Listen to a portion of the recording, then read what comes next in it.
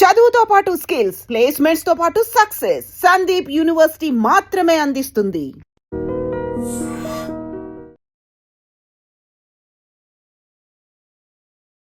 Hello guys, welcome to iDream media. ఇప్పుడు ఉన్న Hyderabad situation చూసుకున్నట్లయితే 30,000, 40,000, 50,000, కొన్ని చోట్ల 1,00,000, 2,00,000 ఇలా రెంటల్స్ ఉన్నాయి. ఇది మీరు ఎక్స్పీరియన్స్ చేసే ఉంటారు హైదరాబాద్లో ఉండేవాళ్ళు. ఇలా రెంట్ కట్టే కంటే కూడా ఒక సొంత ఇల్లు కొనుక్కుంటే బెటర్ కదా, అదేదో ఈఎంఐ కింద బ్యాంక్ కట్టుకుంటే బెటర్ కదా అనుకునే ప్రజలు కూడా ఎక్కువ మందే ఉన్నారు.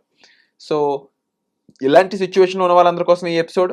చాలా విషయాలు తెలుసుకోబోతున్నారు. ఇల్లు కొనాలి 30 ఏళ్ల లోపు అంటే ఏం చేయాలో తెలుసుకుందాం. పిఎస్ చంద్రశేఖర్ గారి మాటల్లో, mutual fund distributor.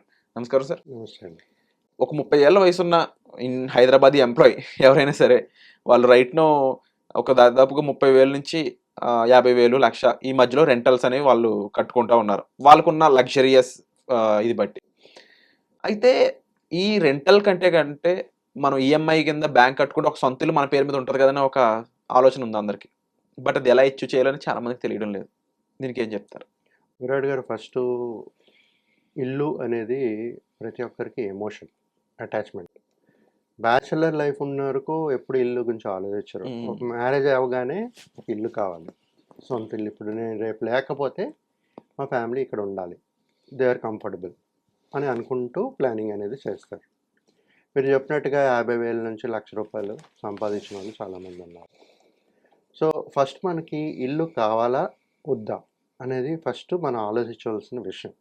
Okay, so ఆ ఇల్లు కొనాలి అనుకునేటప్పుడు మనం ఏంటి రీజన్స్ కన్సిడర్ చేస్తూ ప్లాన్ చేసుకోవాలి. ఫస్ట్ రీజన్, మీరు ఎక్కడైతే ఇల్లు కొందాం అనుకుంటున్నారో అక్కడ ఒక 7 నుంచి 10 సంవత్సరాలు అక్కడే ఉంటారా లేదా అనేది first important thing, first important point.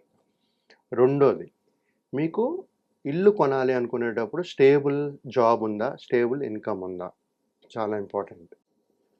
మూడోది, ఒక ఇల్లు కొనుక్కోవాలి అనుకునేటప్పుడు మీ ఈఎంఐ, లోన్ తీసుకుంటారు కదా, డౌన్ పేమెంట్ చేస్తారు. డౌన్ పేమెంట్ చేసిన తర్వాత ఈఎంఐ మీరు ప్రతి నెల కట్టుకోవాలి. ఆ ఈఎంఐ అనేది amount should not exceed 35 to 40% of take home. అంటే మీకు వచ్చిన టేక్ హోమ్ శాలరీలో 30 to 45% కంటే 40% కంటే ఎక్కువ ఉండకూడదు. ఈఎంఐ ఎక్కువ ఉందనుకోండి, మీరు ఇంకా జీవితాంతం కాంప్రమైజ్ అవుతూ బతకాలి, నార్మల్ లివింగ్ కూడా లీడ్ చేయలేరు. ఓకే, తర్వాత ఒక emergency fund, 6 months expenses emergency fund అనేది క్రియేట్ చేసుకోవాలి.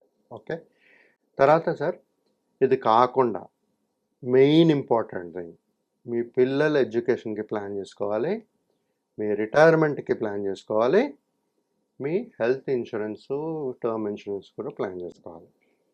ఇవన్నీ ప్లానింగ్ ఉండాలి. ఇవన్నీ లేకుండా మీరు ఇల్లు కొనుక్కుంటాను అనుకుంటే you are going into a trap of loans.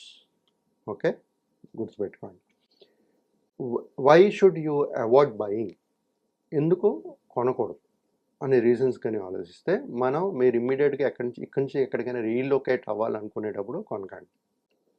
Okay, మీకు ఒక ఎమర్జెన్సీ ఫండ్ లేదన్నప్పుడు ప్లాన్ చేయకండి.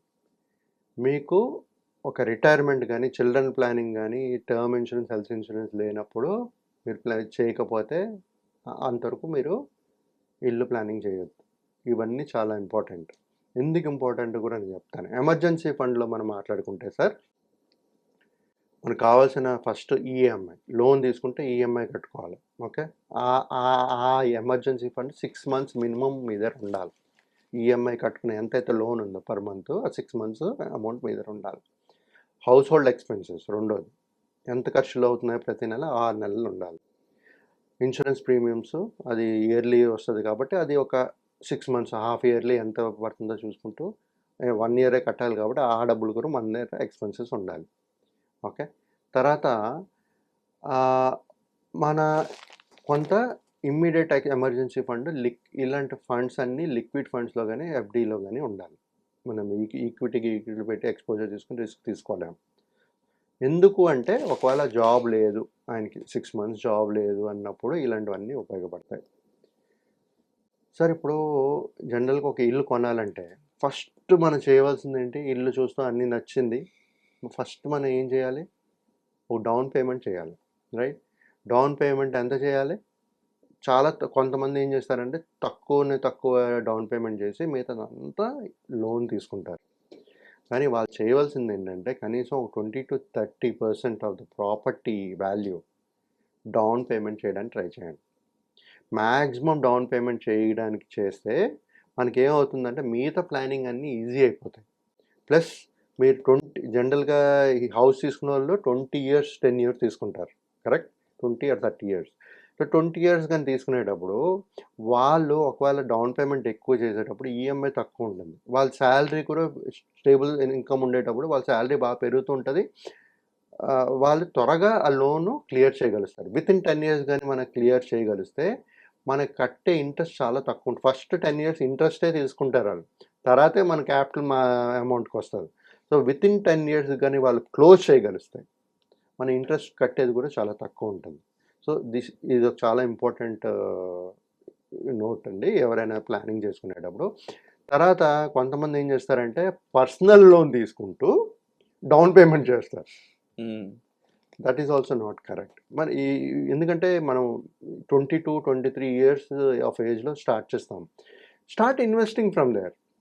మేము చెప్పేది ఏంటంటే ఇనీషియల్గా ఒక 7 years కొంచెం అగ్రెసివ్గా ఇన్వెస్ట్ చేసుకుంటే ఒక వెల్త్ క్రియేట్ అవుతుంది. మీకు ఆ వెల్త్లో మీరు ఒకవేళ డౌన్ పేమెంట్ చేసుకుంటూ చేసే ఛాన్సెస్ ఉంటాయి, తర్వాత ఈఎంఐ తగ్గించుకునే ఛాన్సెస్ ఉంటాయి. తగ్గించుకునేటప్పుడు ఏమవుతుందంటే మిగతావన్నీ ప్లానింగ్ ఈజీ అయిపోతాయి. మీ చిల్డ్రన్ ఎడ్యుకేషను, రిటైర్మెంటు చాలా ప్రియారిటీ కదా. ఇల్లు కంటే అది ప్రియారిటీ. ఎందుకు ప్రియారిటీ అని నేను అంటున్నానంటే మీకు దగ్గర వెల్త్ ఉంటే, ఓకే, మీ దగ్గర డబ్బులు ఉంది, ఇల్లు లేదు, ఆస్తులు లేవు, వెల్త్ మీ 5 కోట్లు ఉంది, మీరు ఎక్కడికైనా వెళ్ళి బతకగలుస్తారు, ఎలాంటి ఇబ్బందులు లేకుండా బతకగలుస్తారు. అదే మీరు ఇల్లు మొత్తం మీకు వచ్చిన ₹1,00,000 ఈఎంఐ కడుతున్నారు, మీరు మీ survival, household expenses, health insurance ఏదైనా ఒక్కటి ఇన్సిడెంట్ కానీ వస్తే మీ మొత్తం డబ్బులంతా మీ ఇల్లు అమ్మేస్తారు. సో ఉపయోగం ఏముంది? 20 yearsలో మీరు 10 years పాటు ఉన్నారు, తర్వాత అమ్మేస్తారు. కొంతమందికి అప్రిషియేట్ అయ్యే వచ్చే వాల్యూ ఉండొచ్చు ఆ బిల్డింగ్ అమ్మేటప్పుడు, కొంతమంది డిప్రిషియేట్ పెరగకుండా అలాగే ఉండే వాల్యూ కూడా వచ్చే ఛాన్సెస్ ఉన్నాయి. సో నేను చెప్పేది ఏంటంటే ఇనీషియల్గా అగ్రెసివ్గా ఇన్వెస్ట్ చేస్తూ ఒక వెల్త్ అనేది క్రియేట్ చేయండి. మన ఈ చిల్డ్రన్ ఎడ్యుకేషన్, రిటైర్మెంట్ ప్లానింగ్ కూడా సైమల్టేనియస్గా చేస్తూనే మన ఇల్లు అనేది ప్లానింగ్ చేసుకోవాలి. ఓన్లీ ఇల్లు ప్లాన్ చేసుకుంటూ మిగతా అన్నీ ఇగ్నోర్ చేస్తూ మీరు ఎప్పుడు హోమ్ ప్లాన్ చేయకండి. చాలా ఇంపార్టెంట్ సార్ ఇది. సో ఈ జనరల్గా మనం చెప్పేది ఏంటంటే home is an asset for living, okay, కానీ mutual funds are asset for wealth creation. ఏదైనా సరే investments it is an asset for wealth creation. House is a asset for living. So ఏది మీకు ప్రియారిటీ అనేది మీరు ఐడెంటిఫై చేసుకుంటూ చేయాలి planning అనేది. ఇల్లు కావాలి, నేను కాదంటున్నది, కానీ దానికి ప్రాపర్ ప్లానింగ్ చేసుకుంటూ అప్పుల ఊబిలోకి వెళ్ళకండి. మన కంఫర్ట్ జోన్లోనే మనం క్రియేట్ చేసుకుంటూ ఇల్లు కొంటూ వెళ్ళాలి. Wonderful sir. అంటే నాకు తెలిసి ఈ ప్లానింగ్లో వెళ్తే కాస్త సేఫ్ అండ్ సెక్యూర్గా మన హోమ్ని అచీవ్ చేయడం అనేది పాసిబుల్ అవుతుందని నాకు అనిపిస్తూ ఉంది. మరి మీకేమనిపిస్తుందో కామెంట్ సెక్షన్లో మెన్షన్ చేయండి.